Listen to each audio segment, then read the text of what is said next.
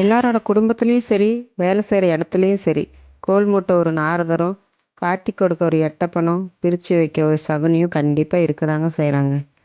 நம்மளை பழி சொல்ல 10,000 பேர் வருவாங்க, ஆனால் வழி சொல்ல ஒருத்தர் கூட வரமாட்டாங்க. நீங்கள் சிலருக்கு 1000 விதத்தில் உதவி செஞ்சுருக்கலாம், ஆனால் ஒரு தடவை சின்னதாக தெரியாமல் ஒரு தப்பு பண்ணிட்டீங்கன்னு வைங்க, இத்தனை நாளாக நீங்கள் செஞ்ச உதவியெல்லாம் ஒரே நிமிஷத்தில் மறந்துடுவாங்க.